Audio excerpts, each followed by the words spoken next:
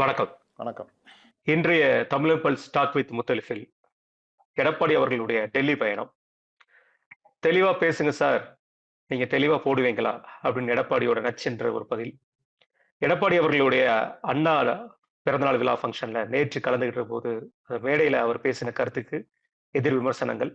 அதைத் தொடர்ந்து நமது மீடியா முழுவதும் இன்றைக்கு அதிமுக பிளவு, அதிமுக கட்சியை காப்பாற்றியது மத்திய அரசு போன்ற பல்வேறு விமர்சனங்களை நோக்கி முழுவதும் சென்று கொண்டிருக்கிறது. இதை பற்றி இன்றைக்கு டாக் வித் முத்தலிஃபில் நம்ம பேச இருக்கிறோம். அண்ணா வணக்கண்ணே. வணக்கம். எடப்பாடி அவர்களுடைய டெல்லி பயணம். இன்னைக்கு டெல்லி விமான நிலையத்தில் பார்த்துருப்பீங்க, புதிய தலைமுறையுடைய நிருபர் வந்து தெளிவாக சொல்லிட்டு போங்க அப்படிங்கிற வார்த்தையை சொல்லியிருப்பார். நீங்கள் தெளிவாக போடுவீங்களா அப்படின்னு பதிலடி நச்சின்னு கொடுத்துருப்பாரு.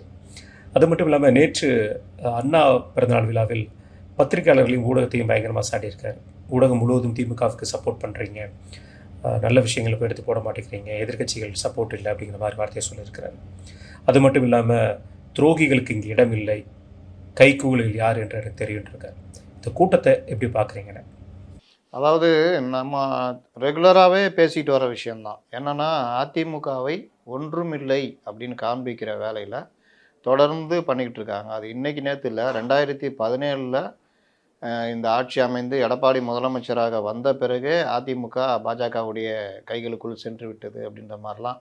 இதில் அதிமுக பாஜகவை பயன்படுத்தியதா, பாஜகவை அதிமுக பயன்படுத்தியதா அப்படின்னு பார்த்தா எனக்கு தெரிஞ்சு பாஜகவை அதிமுக பயன்படுத்தியதுன்னு தான் சொல்லலாம். ஏன் இதை சொல்கிறேன்னா, ஓபிஎஸ்ஐ உள்ளே இறக்கி அதிமுகவை தங்கள் கைக்குள்ளுக்கு கொண்டு வரலாம் அப்படின்ற ஒரு முயற்சியை தான் அவர்கள் எடுத்தாங்க. ஆனால் அது நடக்கலை. ஓபிஎஸ்ஸும் அதற்கு ஏற்ற ஆப்டான ஆள் இல்லைன்னு ரொம்ப லேட்டாக தான் அவங்களுக்கு தெரிஞ்சது.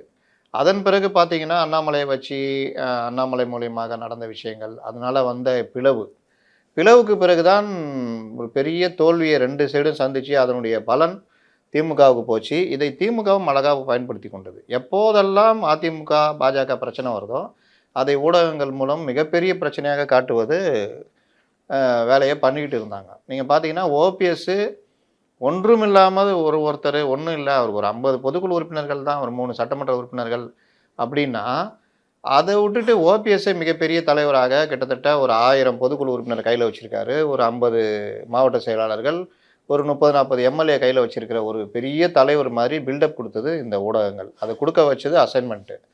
அதே மாதிரி அண்ணாமலையை இயக்கி அண்ணாமலை மூலியமாக அதிமுக பிளவுக்கு காரணமாக இருந்ததும் இந்த நடைமுறைகள்.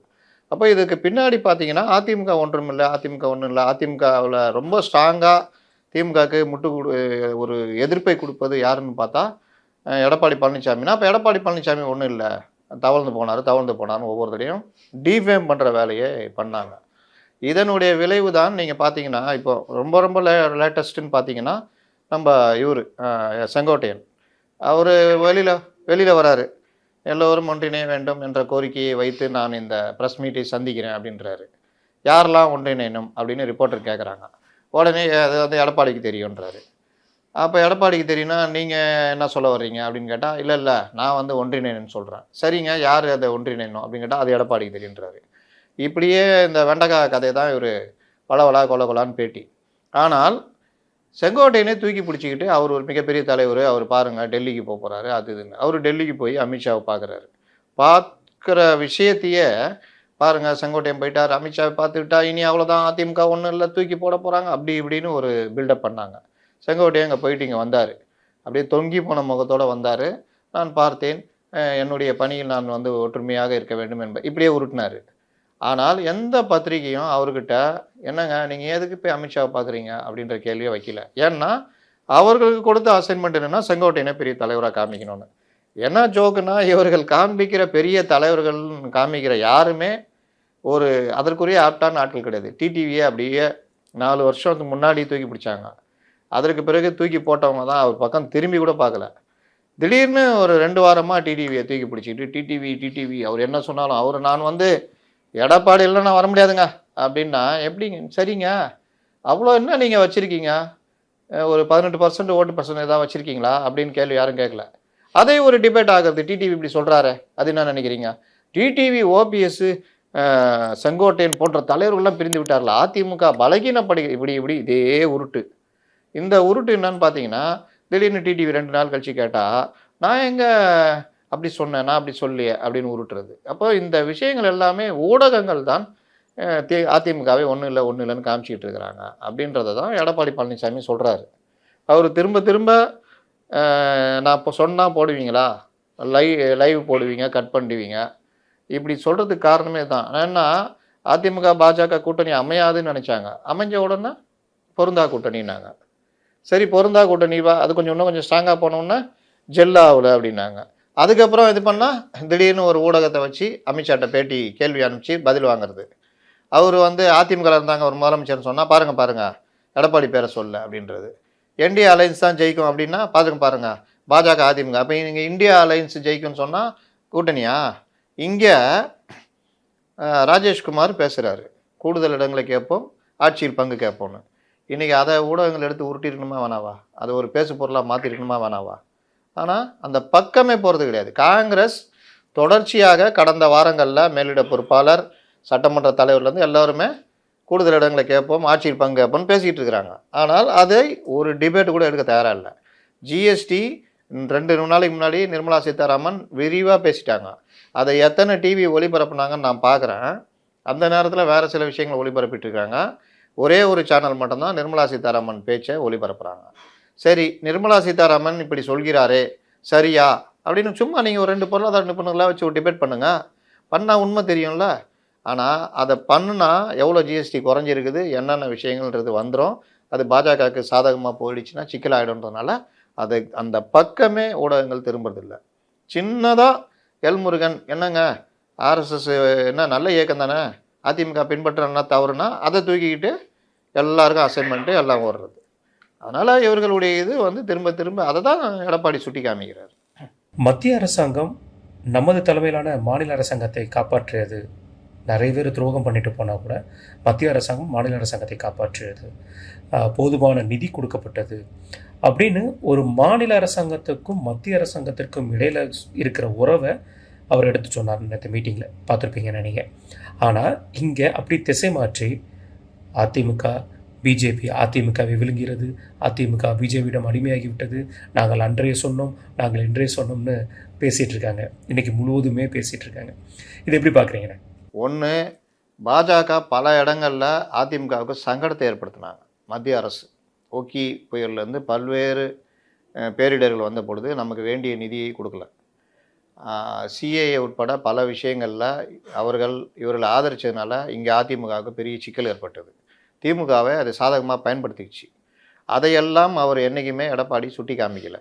ஆனால் அவர் நல்ல விஷயங்களை சொல்கிறாரு. இது ஒன்று. இந்த வேலையை அண்ணாமலை இந்த இடத்துல எடப்பாடி இடத்துல வச்சு பாருங்கள், பாசிட்டிவோட நெகட்டிவ் அதிகம் பேசியிருப்பார். இந்த வேலையை தான் அதிமுக எதிராக அண்ணாமலை பண்ணார். ஒரு கூட்டணி தலைவராக எப்படி நடக்கணுன்றதை எடப்பாடி காமிக்கிறாரு, எப்படி நடக்கக்கூடாதுன்றதை அண்ணாமலை காமிச்சார். அதோடைய விளைவு கூட்டணி முறிஞ்சது. இது பாஜக தலைமைக்கு நம்ம சொல்கிறது. இன்னொன்று என்ன, இந்த விஷயத்தை அதிமுக பாஜக அப்படின்னு மாற்றுறது யார்? உங்கள் கூட இருக்கிற டிடிவி. நீங்கள் இன்றைக்கி அவரை சேர்த்துங்க பாவங்கன்னு சொல்கிற அந்த டிடிவி. இன்னை வரைக்கும் பாஜக அதிமுக கூட்டணி என்டிஏவை பலவீனப்படுத்துகிற வேலையெல்லாம் பண்ணிக்கிட்டு இருக்கிறது யார்? டிடிவி.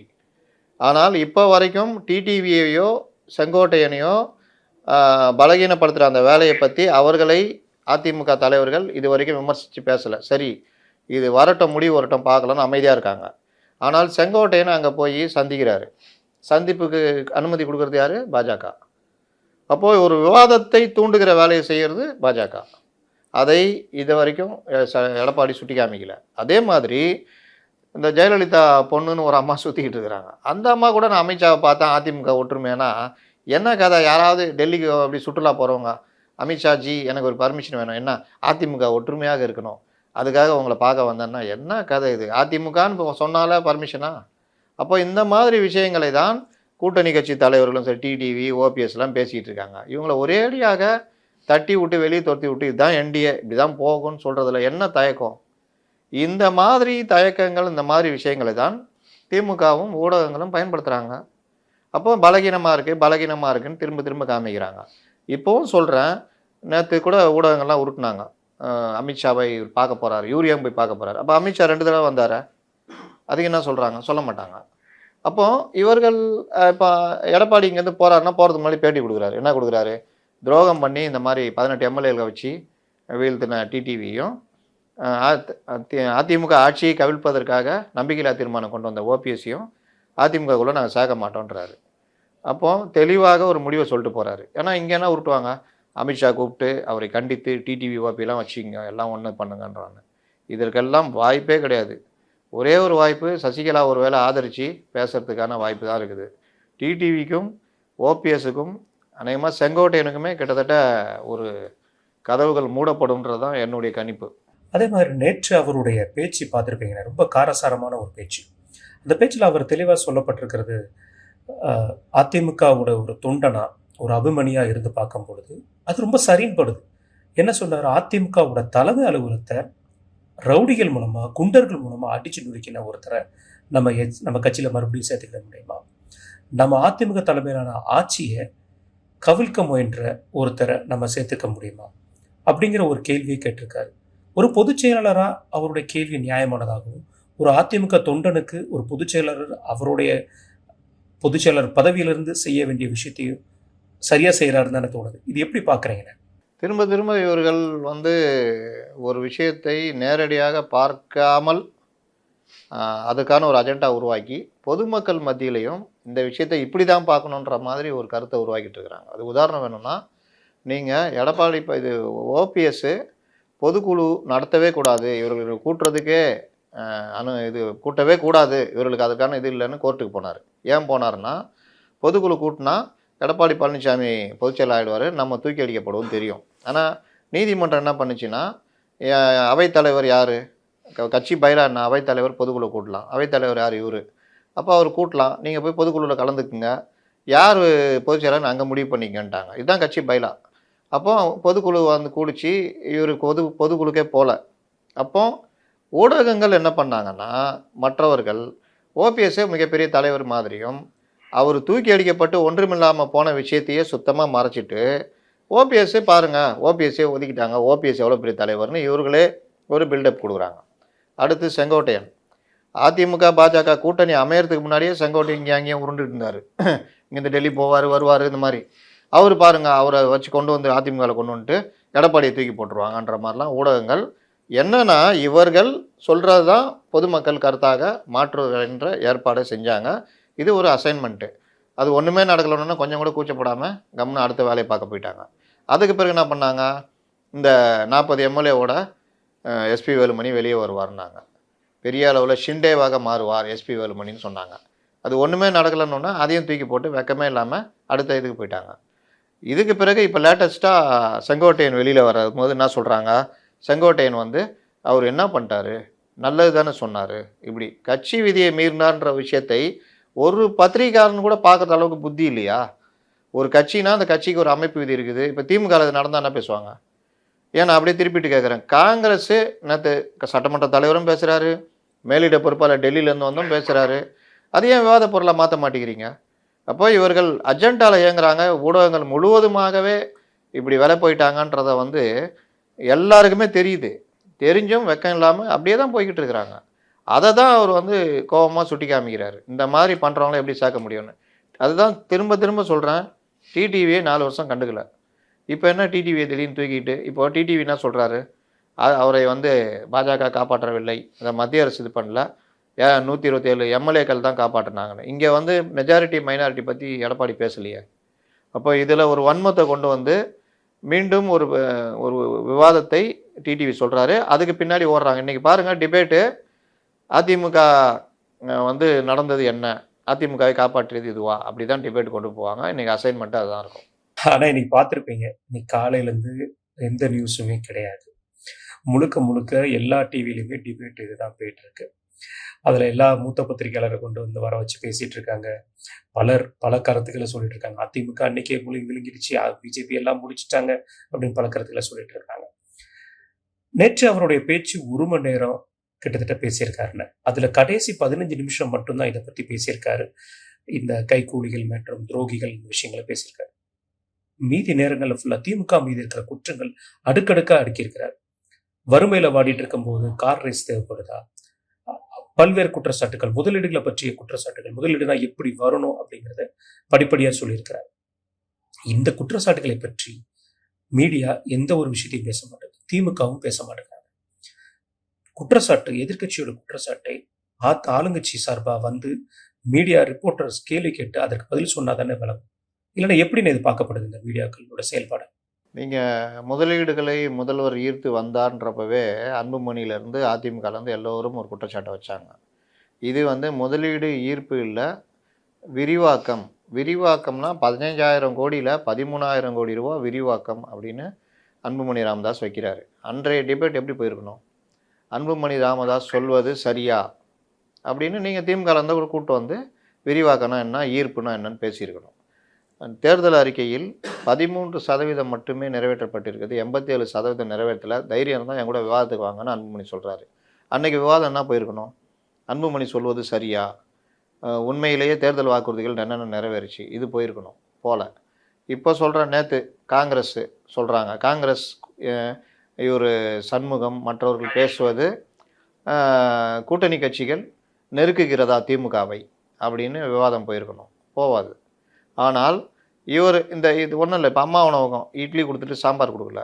அப்போ அம்மா உணவகம் இந்த மாதிரி பண்ணுறாங்களே, அம்மா உணவகம் சீரழியுது, இந்த இடத்துல ரேஸ் தேவையா? அதுக்கு 42 கோடி அம்மா உணவகத்துக்கு ஒரு வருஷத்துக்கே அவ்வளோதான் ஆகும். அந்த மாதிரி அந்த விவாதம் போதா? இல்லை ரேஸ் நடத்தின பொழுதே அதில் பல்வேறு விஷயங்கள் பிரச்சனைகள் வந்தது, அது பற்றி போச்சா? இல்லை. இந்த ஆண்டு ஏன் ரேஸ் நடத்தலை? அடுத்த ஆண்டும் நடக்கும்னு ரொம்ப உறுதியாக சொன்னார். ஜூலை ஆகஸ்ட்டு போயிடுச்சு, செப்டம்பர் வந்துச்சு. ஏன் ரேஸ் பற்றியே நினச்சி பார்க்க மாட்டேங்கிறாங்க? அப்படின்னா இது தேர்தல் காலம், நடத்தினா எவ்வளோ வெறுப்பு வரும், ஜனங்களுக்கு எவ்வளோ கோபம் வரும்ன்றது தெரியும். அப்போ இந்த மேட்டரில் விவாதம் போச்சா அப்படின்னு பார்த்தா இல்லை. இந்த மாதிரி பல்வேறு விஷயங்களில் டிபேட்டு மற்ற விஷயங்களும் போகாது. இந்த ஊடகங்கள் இதை பேசவே மாட்டாங்க, இந்த பக்கம் கூட திரும்பி பார்க்க மாட்டாங்கன்றது தான் உண்மை. அதிமுகவுக்குள்ளே பிரச்சனை இருக்குது. இங்கே பாருங்கள், இவர் வந்துட்டார், அவர் வந்துட்டார், ஏன்ட்ட பேசுகிறோன்னு சொல்கிறாங்க. ஏன் தொடர்ச்சியாக அதிமுக இந்த மாதிரி நடந்துக்கிட்டு என்ன தொடர்ச்சியாக சொல்லுங்கள் அப்படின்னா, இல்லை எல்லாரும் வெளியேறாங்க. யார் வெளியேறா? இல்லைங்க செங்கோட்டையன் போனார், வேறு யார் சொல்ல தெரில. அதுக்கு பதிலாக என்ன சொல்கிறாங்க, ஓபிஎஸ் போனாங்க, சசிகலா, தினகரன். இது எல்லாம் என்னைக்கு அதிமுக ஆட்சியில் இருந்த காலத்தில் நடந்தது. இன்னைக்கு கதையை சொல்லுங்க அப்படின்னு கேட்டால் சொல்ல தெரில. ஆனால் ஒட்டுமொத்தமாக ஒரு கருத்து என்ன, அதிமுக என்னங்க யார் பார்த்தாலும் வெளியில் போகிறாங்க. இதுதான். அன்வர் ராஜா போனார், எத்தனை பேர் அன்வர் ராஜா கூட போனாங்க? இல்லைங்க அவர் மட்டும் தான் போனார். மைத்ரேயன் போனார், மைத்ரேயன் எங்கே தான் போகல. அப்போ மைத்ரேயன் கூட யார் போனா? இவர் தான். மைத்ரேயனை அதுக்கு முன்னாடி போகிறதுக்கு முன்னாடி நம்ம இவர் ஒரு திடீர் அஜெண்டாவாக பார்ப்பனிய பெண்ணை அரசியலுக்கு கொண்டு வந்து பார்ப்பனிய இதை புகுத்தினார் எம்ஜிஆர்னு சொன்னார். திமுக மாதிரி இல்லைன்னார. மைத்ரேயனை சேர்த்துக்கிட்டாங்களே, அது பற்றி என்ன அப்படின்னு எந்த ஊடகமாவது விமர்சனம்? இல்லாட்டி அட்லீஸ்ட் திருமாவளவன்டியாவது இந்த கேள்வியை கேட்டாங்கன்னா இல்லை. கேட்டால் அந்த செய்தியாளர் அடுத்து அவர் ஃபீல்டுக்கு அனுப்ப மாட்டாங்க, இல்லாட்டி வெளியில் அனுப்பிச்சிடுவாங்க. இன்றைக்கி இதுதான் நடக்குதுன்னு ஓப்பனாக ஜனங்களுக்கு. அதனால தான் டிபேட் மேலாம் மரியாதையே இல்லை ஜனங்களுக்கு. இதுதான் விஷயம். நேற்று அந்த கூட்டத்தில் இறுதியாக ஒரு அதை சொல்லியிருப்பாருன்னு, ஊடகம்லாம் எதை காமிக்கிறீங்க, காலையிலேருந்து ஒருத்தர் நைட்டு வரைக்கும் ஊர்வலம் போகிறாரு, அதை தானே காமிச்சிட்ருக்கீங்க, நல்ல விஷயங்களை காமிங்க அப்படிங்கிற ஒரு வார்த்தையை சொல்லியிருப்பாரு. அது மட்டும் இல்லாமல் இன்னைக்கு காலையில் டிடிவி அவர்கள் ஒரு ப்ரெஸ் மீட், நீங்கள் குறிப்பிட்டு சொன்ன மாதிரி டிடிவி அவர்கள் ஒரு ப்ரெஸ் மீட் கொடுத்துருந்தார். அந்த ப்ரெஸ் மீட்டில் இபிஎஸ் அவர்கள் சொன்ன குற்றச்சாட்டுக்கு அவர் பதில் அளித்திருக்கிறார். அதிமுக ஆட்சியை பிஜேபி காப்பாற்றலை, அதிமுக எம்எல்ஏக்கள் நாங்கள் தான் காப்பாற்றினோம் அப்படிங்கிற ஒரு குற்றச்சாட்டையும் சொல்லியிருப்பார். அது மட்டும் இல்லாமல் என்ன நீக்கினது டெல்லி சொல்லி தான் நீக்கினாங்க அப்படின்னு பாபநாசம் எம்எல்ஏ, முன்னாள் எம்எல்ஏ அவர் அருகாமையில் வைத்து இவர்கிட்ட சொல்லியிருக்காரு, இவர் போய் கேட்டதுக்கு இவர்கிட்ட சொல்லியிருக்காரு, டெல்லி சொல்லி தான் நிற்கணும் அப்படிங்கிற வார்த்தையை சொல்லியிருக்காரு அப்படிங்கிற மாதிரி சொல்லுவாங்க. டிடி அவர்களுடைய குற்றச்சாட்டு எல்லாமே இபிஎஸ் அவர்கள் மீது என்ன வெளியே அனுப்பிட்டாங்க, என்ன தனிமைப்படுத்திட்டாங்க அப்படிங்கிற மாதிரியான குற்றச்சாட்டு, ஒரு சுயநல குற்றச்சாட்டாக இருக்குல்ல. இதை எப்படி பார்க்குறீங்க? அவன் இன்னைக்கு நீங்கள் பார்த்தீங்கன்னா டிடிவி யார் திட்டுறாரு? அதிமுகவை தனக்கு நேர்ந்த இது அப்படின்ற மாதிரி கொண்டு போகிறாரு. உங்கள் டிடிவிக்கு நடந்தது சசிகலா கூட இன்றைக்கி உங்களை ஏற்றுக்கலையே. டிடிவியும் சசிகலாவும் இன்றைக்கி இதாக இல்லையே. அதே நேரத்தில் இன்றைக்கி வேறு என்ன டிடிவிட்ட நீங்கள் எதிர்பார்க்க முடியும்? அதனால தான் 4 வருஷம் அவர்கிட்ட மைக்கே போடல. போட்டால் இதை தான் பேசுவார். அப்போ மைக்கை போட்டால் திமுகவுக்கு எதிராக பேசுவார். திமுக எதிராக பேசினா அவர் கொடுத்த அஜெண்டா வீணாக போயிடும். அப்போ அவருக்கு கொடுத்தப்பட்ட அஜெண்டா என்ன? எடப்பாடிக்கு எதிராக நீங்கள் பேசணும், அதிமுகவில் வந்து இவ்வளோ பிரச்சனைன்னு பேசணும். இன்னொன்று பாருங்கள், இவர் என்டிஏல இருக்க நேற்று வரைக்கும் சொல்லிட்டு இருந்தவர் இன்றைக்கி பாஜக தான் இந்த வேலையெல்லாம் பண்ணிச்சின்னு ஓப்பனாக பேச ஆரம்பிச்சிருக்காரு. இதை பாஜக தலைவர்கள் புரிந்து கொள்ளணும். எப்படியும் போவார் இவர். கடைசியில் இவர்கள் போய் சேர்கிற இடம் திமுகவாக இருக்காது. திமுக கொடுத்த அஜெண்டாவில் வேறு எங்கேயாவது போய் சேருவாங்க. அநேகமாக தாவேகாவை கூட இருக்கலாம். சேர்ந்து ஓட்டுகளை பிரிங்க அப்படின்ற வேலை இருக்கலாம். உங்களுடைய வேலையை ஏடிஎம்கேவை நீங்கள் அட்டாக் பண்ணுறதுன்னு தான் இருக்கும் அப்படின்ற மாதிரி தான் போகும். இந்த அஜெண்டா கீழே தான் டிடிவி இயங்குறாரு. அதனால தான் ஊடகங்கள் 4 வருஷமாக கண்டுக்காதவங்க இன்றைக்கி போய் அவர்கிட்ட மைக் போடுறாங்க. இதில் கூடுதலாக அவர் வந்து இதுதான் ஊரறிஞ்ச உண்மை தானே இது. இன்னைக்கு ஓபிஎஸ்ஸை மேலேருந்து திணிச்சாங்க. இவர்கள் ஆட்சியை காப்பாற்றிக்கிறதுக்கு வேறு வழி இல்லை, ஓபிஎஸ்ஸை ஏற்றுக்கிட்டாங்க. இவர்களை வெளியேற்றினார்கள். இதுதான் ஊருக்கே தெரியும் இந்த கதை. என்ன புதுசாக வந்து நீங்கள் தான் அதை மறந்துட்டு நான் என்டிஏவில் இருக்கிறேனா இல்லையா, துரோகி எடப்பாடினா பேசியிருந்தீங்க. உங்களை தூக்கி போட்டதை பாஜக தான்றதை இப்போ வந்து வெளியில் வந்து சொல்லிட்டு இருக்கிறீங்க. அன்றைக்கே இது ஊருக்கே தெரியுமே. உங்களை தூக்கி போட்டுட்டு ஓபிஎஸ்ஐ உள்ளே கொண்டு வந்து அந்த 11 எம்எல்ஏவை கொண்டு வந்தது பாஜகவுடைய மத்திய அரசுடைய உதவி. இல்லைன்னா அந்த ஆட்சி 4 ஆண்டுகள் தொடர்ந்துருக்காருன்னு ஊருக்கே தெரியுமே.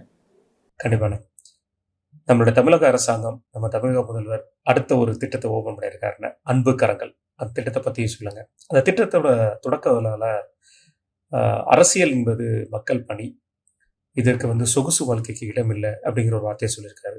அருகாமையில் துணை முதல்வர் துணை உதயநிதி ஸ்டாலின் அவர்கள் இருந்தார். யாருக்கு இந்த அட்வைஸை பண்ணியிருக்காருன்னு இது நம்ம ஏற்கனவே பேசுனது தான். டிடிவிக்கு யார் துரோகி அப்படின்னு நான் ட்விட்டர்லாம் கூட போட்டிருந்தேன். நீங்கள் ஜெயலலிதா மறைவுக்கு பிறகு அவரை முதலமைச்சராகிறாங்க. ஆனால் அவர் வந்து வேறொரு கைப்பாவையாக இயங்குகிறார். அதிமுகவுக்கு வேலை செய்யாமல் பாஜகவுக்கு வேலை செய்கிறதுனால தான் அவரை பிடிச்சி வெளியில் அனுப்புகிறாங்க. வெளியில் அனுப்பிச்ச பிறகு அவர் நேராக போய் குருமூர்த்திகிட்ட போய் நான் என்ன பண்ணுறதுன்னு கேட்கணுன்னா தர்ம யுத்தம் பண்ணுன்னு சொல்கிறாரு. இவர் வந்து தர்ம யுத்தம் பண்ணுறாரு. இதை குருமூர்த்தியே சொன்னார், நான் சொல்லி தான் அவர் தர்ம யுத்தம் பண்ணாருன்னு. அப்போ இது ஓப்பனாக இவர் யாருடைய ஓபிஎஸ் ஒரு லீடர் கிடையாது. அவர் எல்லா டைம்லையும் யாருடைய கைப்பாவையாக அவர் இயங்கி தான் ஆளணும். அண்ணாமலையுடைய கைப்பாவையாக கூட அவர் இயங்கினார். இதெல்லாம் நம்ம பார்த்தோம். இந்த ஈரோடு கிழக்கு தேர்தலெலாம் பார்த்திங்கன்னா அண்ணாமலையுடைய கைப்பாவையாக கூட இயங்கினார். இன்னொன்று, அண்ணாமலை, ஓபிஎஸ், டிடிவி அதிமுகவுக்கு எதிராக கூட்டணி வச்சுக்கிட்டு என்னென்ன பண்ணாங்கன்னு ஊருக்கே தெரியும். அப்போ இப்படிப்பட்ட ஓபிஎஸ்ஸு எந்த நேரத்திலும் எப்படி வேணால் மாறுவார் அப்படின்றதுக்கு உதாரணம் பிஎம் பிரதமர் வந்து இவருக்கு அப்பாயின்மெண்ட் கொடுக்கலன்னொன்னே கல்வி நிதி ஏன் கொடுக்கலன்னு ஒரு அறிக்கை விட்டார். எந்த நேரத்தில் எப்படி வேணாலும் ஓபிஎஸ் மாறுவார்னு. திடீர் செங்கோட்டையன் வந்து எல்லோரும் ஒன்றிணைணும் அப்படின்னு சொல்லிட்டு நான் ஓபிஎஸ் உடன் பேசுவேன், அது அப்படின்னு பேசுவேன்னு சொல்லிக்கிட்டு இருக்கும் போதே எந்தவித நிபந்தனையும் இல்லாமல் அதிமுக இணைய தயார்னு டக்குன்னு ஒரு துண்டை தூக்கி இப்படிக்கா போட்டார். இதுதான் ஓபிஎஸ். அப்போ ஓபிஎஸ் உடைய துரோகத்தை பேசாமல் இவர் உக்காந்துக்கிட்டு எடப்பாடி பழனிசாமி துரோகின்னு பேசுகிறாரு. ஓபிஎஸ் என்ன சொன்னார்? சசிகலா, டிடிவி அதிமுகவில் இருக்க வரைக்கும் நான் உள்ளே வரமாட்டேன், இவர்களை சிறைக்கு அனுப்பணும், ஜெயலலிதா மறைவுக்கு இவங்க தான் காரணம், விசாரணை கமிஷன் வேணும், இப்படிலாம் பேசின ஓபிஎஸ், சசிகலாவுக்கு எதிராக தர்மயுத்தம் நடத்தின ஓபிஎஸ் நல்லவர். ஆனால் இவர்களோட வந்துட்டு அதுக்கப்புறம் இவர்கள் மாறின பிறகு இவர்களை வெளியில் அனுப்பிச்சிட்டு அந்த இதில் இருந்த எடப்பாடி துரோகி. எடப்பாடி கூட இருந்த செங்கோட்டையன் துரோகி கிடையாது. இது அரசியலில் இவர்கள் தங்களை ஆட்சியை காப்பாற்றுறதுக்கு நடந்த விஷயங்களில் இதுக்கு பின்னாடி இருந்து முழுவதும் இயக்கியதுன்னு யாருன்னு பார்த்தீங்கன்னா பாஜக. ஆனால் இன்றைக்கி ஒரு என்டிஏ கூட்டணியில் இருக்கிற எடப்பாடி தான் துரோகின்ற மாதிரி மூலமான ஆளை விட்டுட்டு மற்றவங்க பேசுகிறாரு. இப்போது மத்திய அரசு நாங்கள் ஒற்றுமையாக இருக்கிறோன்னு எடப்பாடி பேசினோன்னே டக்குன்னு அப்படியே பல்ட்டி அடித்து உங்களை காப்பாற்றினது 122 எம்எல்ஏக்கள் தான், பாஜக இல்லை அப்படின்ற மாதிரி இப்படி உருட்டுறாரு.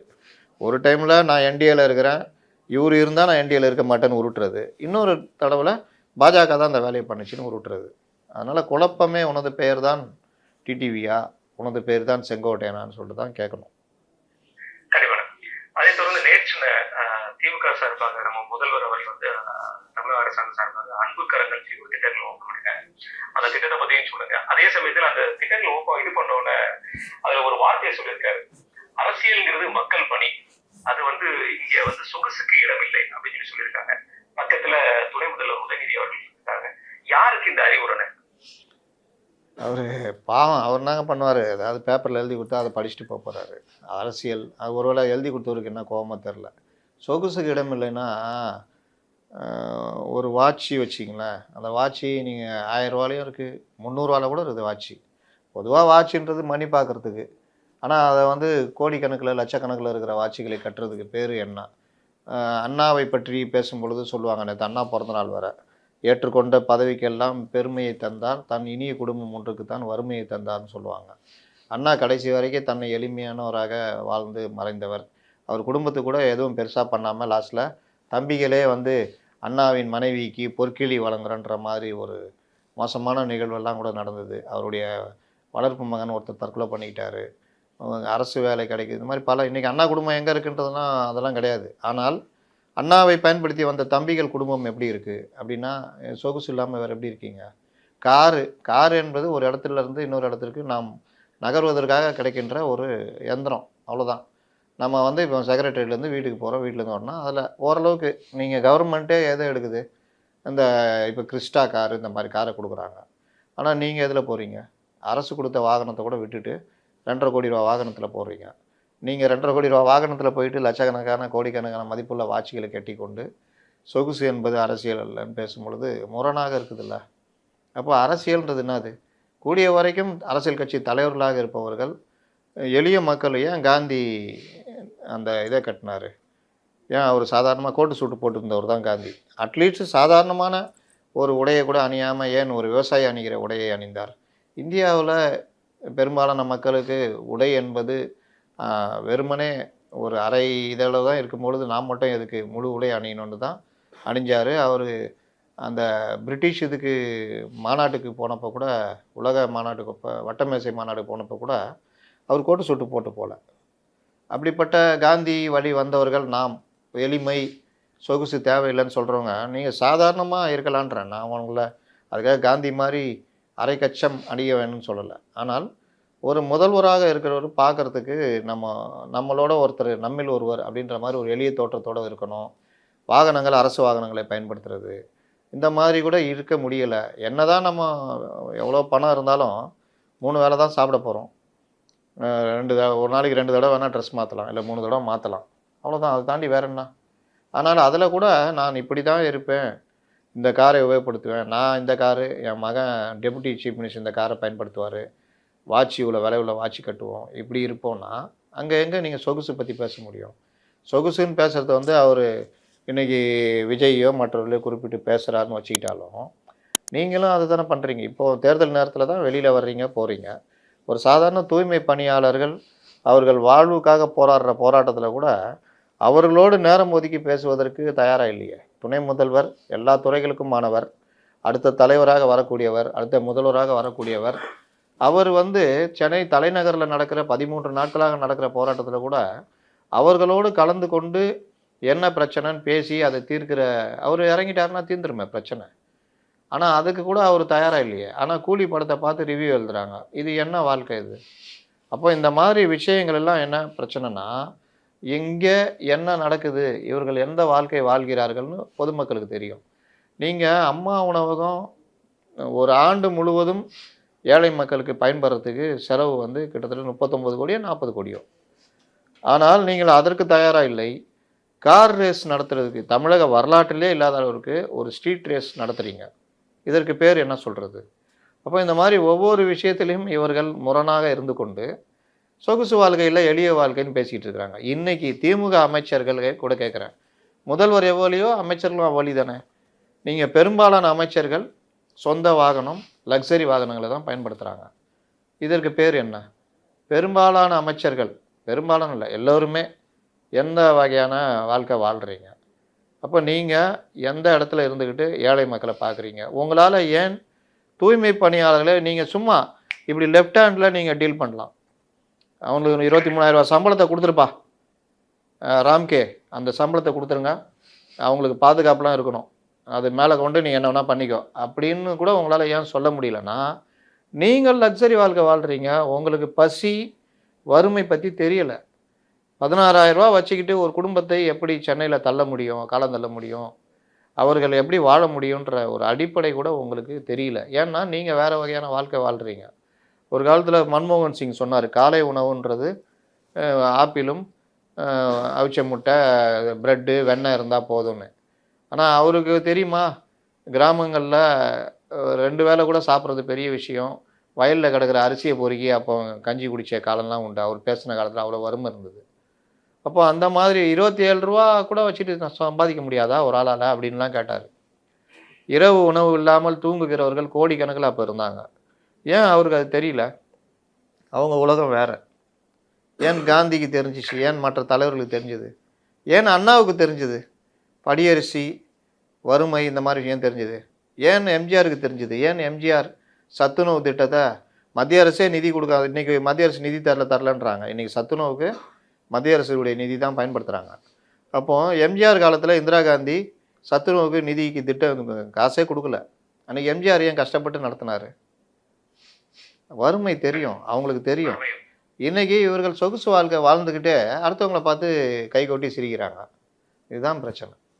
இதை தொடர்ந்து பாமக பல பிரச்சனைகளை சந்திச்சுட்டு இருக்காங்க. அவங்களுடைய சின்னம் பிரச்சனை, அட்ரஸ் பிரச்சனை, பல பிரச்சனைகளை சந்திச்சுட்டு இருக்காங்க. அன்புமணி அவர்கள் நேற்று ஒரு அறிக்கை விட்டிருந்தார். உயர்கல்வித்துறை மீது ஒரு அறிக்கை விட்டிருந்தார். தமிழக அரசாங்கம் பொறியியல் கல்லூரியில் 75% மட்டும்தான் அட்மிஷன் போட்டிருக்கீங்க, மீதி எல்லாம் வேக்கண்ட் இருக்கு. அரசு கலைக்கல்லூரியில் 72% மட்டும்தான் அட்மிஷனாக இருக்கு. செப்டம்பர் மாதம் இறுதி வரைக்கும் இந்த அட்மிஷனை இழுத்து கொண்டு போயிருக்கீங்க. பொதுவாக ஜூன் மாதம் ஜூலை மாதமே முடிய வேண்டிய இந்த அட்மிஷன் செப்டம்பர் மாதம் இறுதி வரைக்கும் கொண்டு போயிருக்கீங்க அப்படிங்கிற ஒரு குற்றச்சாட்டு உயர்கல்வித்துறை மீது வச்சிருக்கிறார். அதே நேரத்தில் இன்றைக்கு சமூக நீதி ஆட்சியா? இது சமூக நீதி ஆட்சி கிடையாது. ஜாதி கணக்கெடுப்பு எடுக்கலாம், ஜாதி வாரி கணக்கெடுப்பு நீங்க எடுக்கலாம், ஆனா எடுக்க மாட்டேங்கிறீங்க. அப்படி இல்லை, ஜாதி வாரி கணக்கெடுப்பை நீங்க மாற்றி பேசுறதுக்காக சமூக நீதி கணக்கெடுப்பாவது எடுங்க அப்படிங்கிற ஒரு விஷயத்தையும் சொல்லியிருக்காரு. இது எப்படி பார்த்துருக்கீங்க? இவர்கள் பேசுகிற சமூக நீதியெல்லாம் அந்த இன்றைக்கும் அந்த அமைச்சர்கள்ட்ட நம்ம பார்க்குறோம். இந்த சமூக நீதி, ஜாதிய கட்டுமானம், இந்த கட்டமைப்பு இந்த அமைச்சர்கள்ட்டெல்லாம் எப்படி இருக்குன்றதெல்லாம் நம்ம பல்வேறு சமயங்களில் நம்ம பார்த்தோம். அதே மாதிரி ஆணவ கொலைக்கு எதிராக தனிச்சட்டம் கொண்டு வரதுக்கு இன்னை வரைக்கும் தைரியம் இல்லைன்றதை பார்க்குறோம். அப்போ பேசுகிறது பெரிய அளவில் பெரியார் பேரன் சமூக நீதின்னு, ஆனால் நடைமுறை பார்த்திங்கன்னா இந்த சமரச போக்குன்றது இன்றைக்கு வரைக்கும் இருக்குது. அது கலைஞர்கிட்ட கூட அது கிடையாது, தைரியமாக பேசுவார், கொண்டு வந்திருக்காரு. ஆனால் இந்த கவர்மெண்ட்டு அப்படி கிடையாது. இது ஒரு மிக்சர் கவர்மெண்ட்டு. ஒரு பக்கம் சேகர் பாபு, ஒரு பக்கம் கேகேஎஸ் சார், ஒரு பக்கம் ஐ பெரியசாமி, இந்த மாதிரி ரகுபதி ராமராஜ்யன்வார். இப்போ இவர்கள் எல்லோரும் சேர்ந்து நம்ம எந்த பாதையில் போகிறது? பாஜக இது பண்ணாங்கன்னா அந்த மாதிரி பாதையில் போகிறதா? அவங்க வேல் தூக்குனா நம்மளும் வேல் தூக்குறதா? அவர்கள் முருகன் மாநாடு நடத்தினா நம்மளும் முருகன் மாநாடு நடத்துகிறதா? இந்த மாதிரி குழப்பத்தில் இவர்கள்ட்ட ஒரு தத்துவார்த்த சித்தாந்த இது கிடையாது. எல்லாமே மேம்போக்காக விஷயங்களை அணுகுகின்ற போக்கு. தேவைப்பட்டால் போயிட்டு இப்போ திருமணம் நடத்திட்டா இது அன்பு அறநிலைத்துறையா அன்பு துறையா அப்படின்னு பேசுறது. Love marriage best, love marriage அப்படின்றது. ஆனால் லவ் மேரேஜ் நடந்தால் அதனால் நடக்கிற கொலையை ஆணவ கொலை, அதாவது ஆணவ கொலையாக பதிவு செய்ய தனிச்சட்டம்னா அதை பற்றி பேசுறது இல்லை. பேசுறது எல்லாம் ஒரு லக்ஸரி மனப்பான்மை தான். காதல் பற்றி பேசுகிறீங்க, காதல் திருமணம் பெஸ்ட்டுன்றீங்க.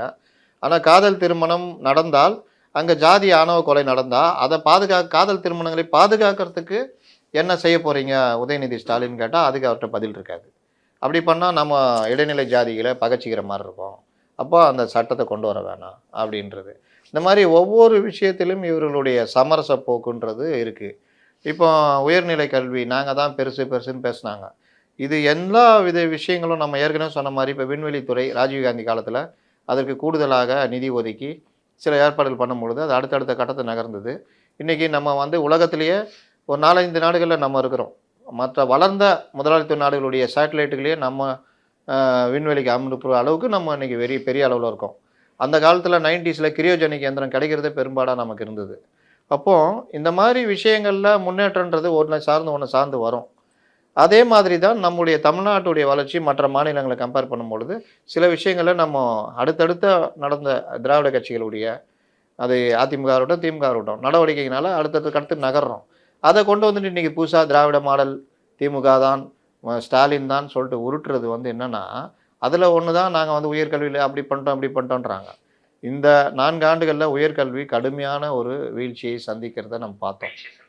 அப்போ மாணவர்களை அந்த பள்ளி கல்வியை முடித்தவர்களை கல்லூரிக்கு கொண்டு வர்ற வேலைகளை செய்வதும், கல்லூரியில் தேர்ச்சி அடைந்தவர்கள் அவர்களுக்கான வேலை வாய்ப்பு, அதாவது வருஷத்துக்கு 1 லட்சம் இத்தனை லட்சம் பேருக்கு வேலை கொடுப்போன்றதும் எதுவுமே இல்லை. இன்றைக்கி இன்ஜினியரிங் துறை முடிச்சுட்டு வர்றாங்க. இப்போ மின் வாரியத்தில் கிட்டத்தட்ட 1 லட்சம் பணியிடங்கள்னால் அதில் கிட்டத்தட்ட 60,000க்கு மேலே காலியாக இருக்குது. காலினா இவர்கள் ஒப்பந்தம் ஏதாவது வச்சுட்டு ரொப்பிக்கிட்டு இருக்கிறது. இப்போ அந்த மாதிரி இடத்துக்கெல்லாம் ஆட்களை எடுக்கிறதுலாம் எதுவுமே இல்லை. ஆனாலும் இவர்கள் கடன் வாங்குகிறார்கள். கேட்டால் நாங்கள் பொருளாதாரத்தில் வேறு லெவலில் 13%ன்னு மா சுப்பிரமணியெலாம் பேசுகிறாரு. ஆனால் ஏன் 5 லட்சம் கோடி ரூபா நீங்கள் வாங்கினீங்கன்னு கேட்டால் அது பதில் இருக்காது. இப்படி ஒவ்வொரு விஷயத்துலையும் எதையாவது மடைமாற்றி இந்த அன்புக்கரங்கள்ன்றாங்க. நாளைக்கு துடிக்கும் கரங்கள்னு கொண்டு வருவாங்க, இன்னொரு நாள் பாசமலை சினிமா பேர் எடுத்துக்கின்னு சினிமா பேராக ஏதாவது வச்சுக்கின்னு ஒரு திட்டத்துக்கு வச்சுக்கிட்டு அதையும் நாங்கள் ஏன் செய்கிறோம் தெரியுமா, தேர்தலுக்காக செய்கிறோம்னு நினைக்கிறீங்களா அப்படின்னு இவர்களுக்கே குற்ற உணர்ச்சி. அந்த குற்ற உணர்ச்சி இவர்களும் போய் சொல்லிக்கிறாங்க, நாங்கள் தேர்தலுக்காக பண்ணவில்லை அப்படின்னு.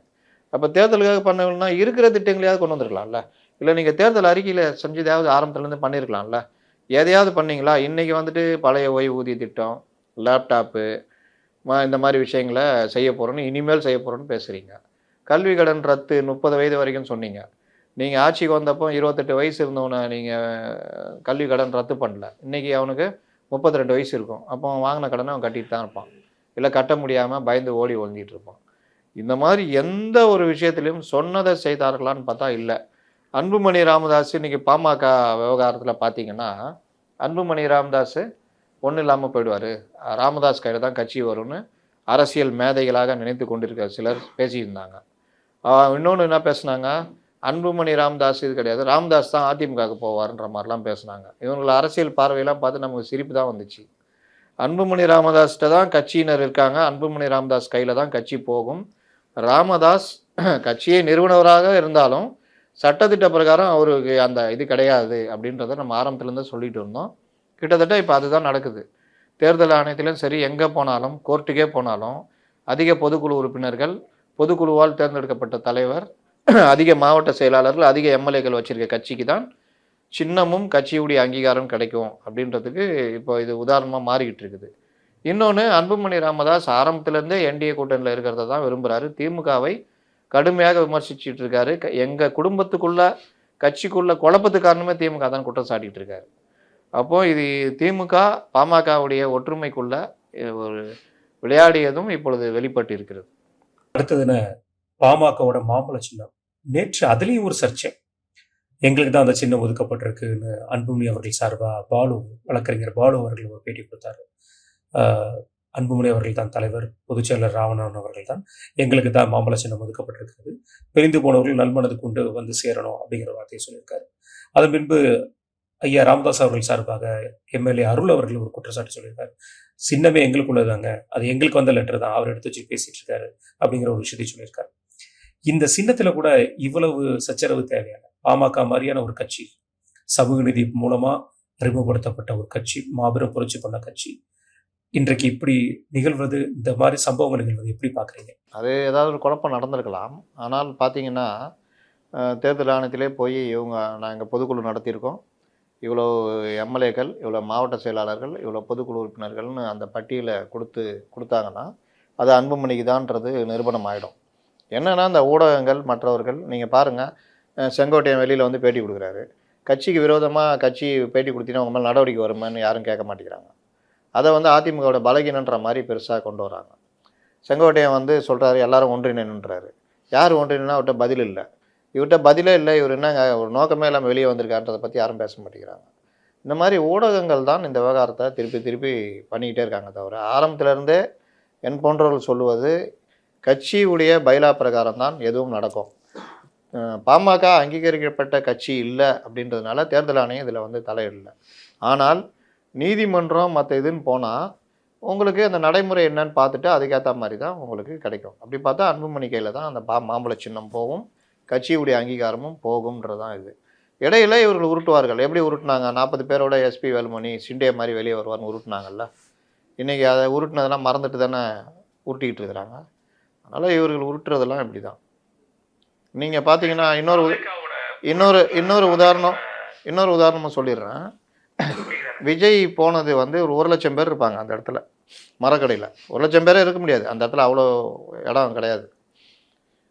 அவர் வேணுமென்றே அங்கே ஏர்போர்ட்லேருந்து ஒரு 10,000 பேர்னு வச்சிங்களேன் அதிகபட்சம், அப்படியே அவங்க தான் அப்படி வண்டி கூடயே நடந்து வர்றாங்க, திட்டமிட்டு நடத்தப்பட்ட ரோட் ஷோ. ஆனால் இதுக்கு மதிமயங்கி பத்திரிகையாளர்கள் என்னென்ன உருட்டுறாங்க, ரொம்ப பேர் விஜய் இனி அவ்வளோதான், அவருக்கு வந்து 70 சீட்டு வரைக்கும் ஜெயிப்பார், 25% வந்துட்டார்னு போட்டுக்கிட்டு இருக்கிறாங்க. ஏன்னா ஒரு பொதுக்கூட்டம் நடத்துகிறீங்க, ஒரு 1 லட்சம் பேர் அந்த இடத்துல கூடுறான், போலீஸ் ரிப்போர்ட்டர் 38,000 தான், நம்ம தான் 1 லட்சம்னு கொஞ்சம் இதுவாக சொல்லிக்கிறோம். இதுக்கே 25% 70 எம்எல்ஏ சீட்னா இவர்களுடைய அறியாமையை நம்ம என்ன சொல்கிறது. அதனால் அந்த பத்திரிகைகள், இந்த அஜெண்டாக்கள் எல்லாமே அப்பப்போ நடக்கும். இது ஏன்னா மக்களை குழப்பி ஒரு வகையான கருத்தை உருவாக்குறது தான் இவர்களுடைய வேலை. இறுதியாக ஒரு கேள்விண்ணே, வகுப்பு சட்டம், மத்திய அரசாங்கத்தால் கொண்டு வந்த வகுப்பு சட்டத்துக்கு நேற்று உச்சநீதிமன்றம் சில பிரிவுகளுக்கு மட்டும் இடைக்கால தடை என்று குறிப்பிட்டுள்ளது. மற்ற பிரிவுகள் அமலுக்கு வரலாம் என்கிற வார்த்தையை சொல்லியிருக்காங்க. இதை 2 தரப்பும் வரவேற்கிறாங்க. ஒரு பக்கம் மத்திய அரசாங்கத்தின் சார்பாக கிரண் ராஜு அவர்கள் இந்த தீர்ப்பை வரவேற்றிருக்கிறார். இன்னொரு பக்கம் நம்முடைய முதல்வர் அவர்கள் இது இந்திய கூட்டணிக்கு கிடைச்ச மிகப்பெரிய ஒரு வெற்றி, என்டிஏ கூட்டணிக்கு மிகப்பெரிய ஒரு நெத்தியடி சுத்தியலடிங்கிற வழக்கம் போல ஒரு வார்த்தையை சொல்லியிருக்கிறார். உச்சநீதிமன்றத்தோட இந்த தீர்ப்பை, இந்த தீர்ப்பை எப்படி பார்க்குறீங்கன்னு? வக்பு சட்டம் உண்மையிலேயே இஸ்லாமியர்களுக்கு ஒரு சிறந்த ஒரு இது, அவர்களுக்கு பயன்படும் அப்படின்னு நம்ம சொன்னப்போலாம் இவர்கள் பொதுவான பாஜகனால வார்டன்னால அடி அப்படின்ற மாதிரி வக்பு திருத்த சட்டனால இஸ்லாமியர்களுக்கு எதிரான சட்டன்ற மாதிரி உருட்டினாங்க. இங்கேயும் உருட்டினாங்க. திமுகவுடைய ரிப்ளிகா தாவேகா அவர்களும் உருட்டினாங்க. நான் அந்த தலைவர்கள்ட்ட கூட சொன்னேன், இதில் எவ்வளோ விஷயங்கள் நல்ல விஷயங்கள் இருக்குன்னு. ஆனால் மெஜாரிட்டின்னா எல்லாத்தையும் நுனிப்புல் மேயிறது. அதோடைய விளைவு இந்த மாதிரி பண்ணாங்க. ஆனால் மத்திய அரசுடைய சட்டத்தை நீங்கள் உச்சநீதிமன்றம் நாங்கள் அப்படி வாங்கிட்டு இன்னி கூட எழுதியிருக்காங்க, நம்ம அப்படி வாங்கிட்டோம் தீர்ப்பு, இப்படி ஒன்றும் கிடையாது. ஒரு சில விஷயங்கள் ஆரம்பத்திலேயே முரண்னு நம்மளே சொன்னோம். அந்த இதில் நியமிக்கிறது, அந்த நிலத்தை எடுக்கிறது சம்மந்தமான விஷயம், இதெல்லாம் கொஞ்சம் சிக்கலை உண்டு பண்ணோம். இங்கே தமிழ்நாட்டில் உண்டு பண்ணாது. பாஜக ஆளுகிற மாநிலங்கள், சில மாநிலங்கள் வேண்டுமென்றே வக்பு நிலங்களை அரசே எடுத்துக்கலாம், அந்த மாதிரி விஷயம். அப்புறம் அதிகாரிகளை நியமிக்கிறதுல சில முரண்பாடுகள் இருக்குது. அதில் கூட நியமிக்கக்கூடாது சொல்ல, மாநிலங்கள் முடிவு பண்ணிங்க அப்படின்னு சொல்கிறாங்க. இப்போ இந்த மாதிரி விஷயங்கள்லாம் இடைக்கால தீர்ப்பாக கொடுத்துருக்காங்க. ஆனால் முழுவதும் பார்த்தீங்கன்னா வக்பு திருத்த மசோதா ஏழை இஸ்லாமியர்களுக்கு பயன்படுற ஒன்று. ஆனால் நம்ம ஊரில் என்ன, மொத்தமாக யார் இதை வச்சுக்கிட்டு இது பண்ணுறது? இந்த வக்பை வச்சுக்கிட்டு இந்த கட்சிக்காரங்க உக்காந்துக்கிட்டு அவர்களுக்கு வேண்டிய ஆட்களுக்கு உதவி செஞ்சுட்டு சலுகைகள் அனுபவிச்சுட்டு ஏழை இஸ்லாமியருக்கு எதாவது இருக்கா? நான் கேட்டதெல்லாம் அதுதான். என்கிட்ட கேள்வி கேட்டவங்களாம் வக்பு ஸ்கூல் இருக்கா, வக்பு கல்லூரி இருக்கா, வக்பு மருத்துவமனை இருக்கா, இல்லை வக்பு மூலிமா ஏழை இஸ்லாமியர்களுக்கு தொழில் கடன் இந்த மாதிரி ஏதாவது பண்ணியிருக்காங்களா அப்படின்னு கேட்டால் எல்லாமே இல்லை, மைனஸ். அப்போ சாதாரண ஏழை இஸ்லாமியர்களுக்கு பயன்படாத ஒரு வக்போடு யாருக்கு பயன்படுது அப்படின்னு பார்த்தா, வக்பு நிலங்களை எடுத்து லீஸு, வாடகை, வித்துடுறது, இது எல்லாமே வக்பு இருக்கவங்க பண்ணிக்கிட்டு இருந்தாங்க. யார் பயன்படைஞ்சா? நான் முஸ்லீமு மற்றவர்களுக்கும் போய் சேர்ந்தது. அதை வச்சு இவர்கள் அதற்கான சலுகைகளை வாங்கினாங்க, நல்லா பலன் அடைஞ்சாங்க. இப்போ வக்பு திருத்த மசோதா இது எல்லாத்துக்குமே ஆப்போசிச்சு. நீங்கள் வக்பு சொந்தமான இடங்களை நான் முஸ்லீமுக்கு விற்க முடியாது, வாடகை கூட முடியாது, லீஸு கூட முடியாது. இது நல்ல சட்டமா இல்லையா? இன்னொன்று, ஏழை இஸ்லாமியர்களுக்கு தான் இந்த வர்ற பணம் வரவு செலவு வைக்கணும், இன்டர்னல் ஆடிட்டிங்கும் வைக்கணுன்றது இவங்களுக்கு கிடைச்ச பலத்த அடி. மூணாவது என்ன, நீங்கள் எவ்வளோ இடம் இருக்குது அப்படின்றத வெப்சைட்டில் போடணுன்னு. நீ இது இல்லாதனால தானே நீ திடீர்னு ஒரு இடத்த ஒருத்தனை விற்றுருவேன். நம்மளுக்கு என்ன தெரியும் அது வக்பு இடம் தெரியாது. அவன் பார்த்தா ஒரு பெரிய இந்துவாக இருப்பான், அவன் பெரிய ஒரு பணக்காரனாக இருப்பான், அவன் ஒரு ஹாஸ்பிட்டல் கட்டுவான். நம்ம வர்றா பெரிய ஹாஸ்பிட்டல் கட்டுறான், கார்பரேட் இதுன்னு சொல்லிட்டு பார்ப்போம். ஆனால் அந்த இடம் வக்போர்டுக்கு சொந்தமாக இருக்கும். இதை இப்போ வந்த சட்டம் தடுத்துடுச்சு. நீ நான் முஸ்லீமுக்கு விற்கவே முடியாது, ரெண்டல் விட முடியாது, 99 வருஷம் லீஸுக்கு விட முடியாதுன்னு இந்த சட்டத்தில் இருக்குது. இது நல்ல விஷயமா இல்லையா? இன்னொன்று, இது மாதிரி வர்ற பணங்களை இஸ்லாமியர்களுக்கான இது நலத்திட்டங்களுக்கு பயன்படுத்தணும்னு கட்டாயமாக சொல்லியிருக்காங்க. இதெல்லாம் நல்ல விஷயம் ஏன் எதிர்க்கிறீங்க? அப்போ இதுக்கு பின்னாடி ஆதாயம் அடைபவர்களும் இதை வைத்து அவர்கள் மூலியமாக நிலத்தை பெறுற மற்றவர்களுக்கும் இது பாதிப்பு தருது. அதுக்கு மக்களை ஏமாத்திட்டு பாருங்க வக்பு திருத்த மசோதா இப்படின்னு இதை பற்றி அடிப்படை ஞானமே இல்லாத தாவேகாவும் திமுக எதை செய்தோ அதை நம்மளும் பண்ணணும்னு சொல்லிட்டு அவர்களும் இந்த வேலையை பண்ணிக்கிட்டு இருக்கிறாங்க. இப்போ வந்த தீர்ப்பும் கரெக்டாக விமர்சனம் பண்ணால் சில இன்டிம் ஆர்டரு, அந்த இன்டிம் ஆர்டர் கூட நிலம் கையகப்படுத்துறதுல வர்ற பிரச்சனை, ப்ளஸ்ஸு இந்த நான் முஸ்லீம் அந்த குரூப்பில் அந்த கவுன்சிலில் போடுறது, இதுதானே தவிர உங்களுக்கு டோட்டலாக எதையுமே மறுக்கலையே. ஏன்னா நல்ல விஷயங்கள், ஆடிட்டிங் ரிப்போர்ட் வைக்கணும், வரவு செலவு கரெக்டாக வைக்கணும், மெம்பர்களை இத்தனை வருஷத்துக்குள்ளே தேர்ந்தெடுக்கணும், நிலம் எவ்வளோ இருக்குன்றதை வெப்சைட்டில் போடணும், அந்த வர்ற பணத்தை இஸ்லாமியர்களுக்கே செலவு பண்ணணும், நான் முஸ்லீமுக்கு லீஸு ரெண்ட்டு விலைக்கு விற்கிறது எதுவுமே பண்ணக்கூடாது, அரசே நினைத்தாலும் வக்பு நிலத்தை எடுக்க முடியாது. இதெல்லாம் நல்ல விஷயம் தானே. அப்போ இந்த விவகாரங்கள் எல்லாவற்றையுமே இவர்களுக்கு எதிரானதுன்றதுனால இது ஒரு மாயத்தோட்டத்தை உருவாக்குறாங்க. இதுதான் நடந்தது. நன்றி, வணக்கம்.